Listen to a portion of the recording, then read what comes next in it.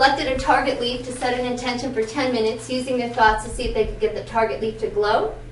They were examined using a camera system that could see that, and the punctured holes of the leaf that received the glowing intentions were filled with light, and the holes on the control leaf remained black. Okay? So she got so enthused from this one that she went on to the germination intention experiments. And so what she did was have people send intentions to seeds and to see if they would grow faster.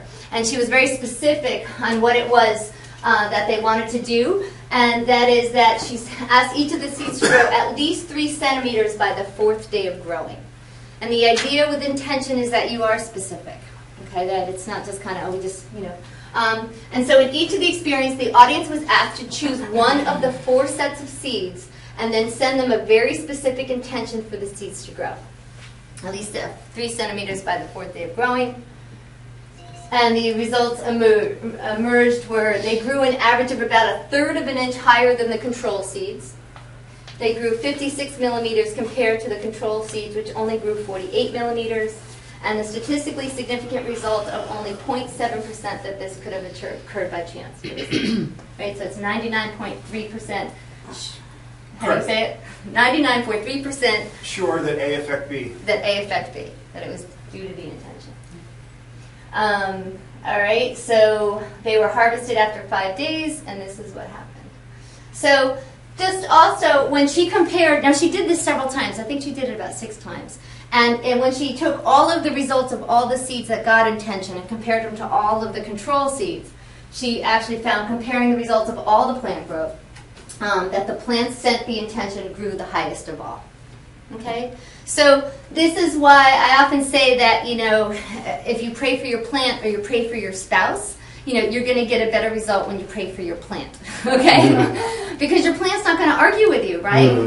You don't have What if you pray for your spouse to act like a plant? There you go. I don't think that's a good idea. So the idea that a plant's not going to argue with you, right? A plant's not going to sit there and go, you know, I'd really like to grow taller, but, you know, my dad had spots and my mom wilted, and they were both brown, and there's just no possible way, I'm just genetically, I can't grow taller, right? A plant's never going to do that. A plant's going to say, you want me to become more of who I am? Absolutely. Okay? And so that's what, you remember that when you start to wonder, does this stuff work or not? Does this stuff work? Because, you know, with the doubt, the left brain always kicks in, right? And so I think about the plant research. And I think about biofeedback, and I think about the times when it's really simple, it's really elegant. You can see intention does have an effect. As Lynn McTaggart talks about, you know, thoughts are things that affect things, and we'll get to that. Bethany, you bring in an important point there that when it comes down to people, because we're having people who have peaceful intentions towards the downtown Albany area, this is people where their own beliefs about how they're supposed to be. And so, I mean, I have my own understanding of that because I studied TM, I did TM, all that. But will you explain that, how we're going to be able to affect people that way? Because people are more not as pliant as plants. Right, exactly. Well, we're gonna. That's what. Get into that. Yeah, we'll get into that more towards the end. Okay. Absolutely. All right. So now the other thing too is, you know, the idea that if we get enough people, you know, there's a more chance that we get an effect, and if we had enough skilled people, there's the better chance that we'd get a better effect.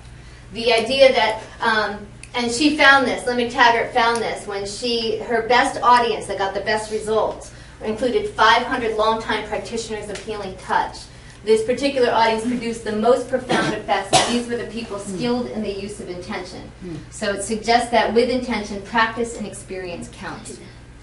Okay? So we are starting, we've got a lot of novices, people that, you know, again, you probably don't really get just how you being in this room right now, your consciousness is on the edge of consciousness, okay? And we need you the most because you're the ones, when you weigh in, it's gonna affect more.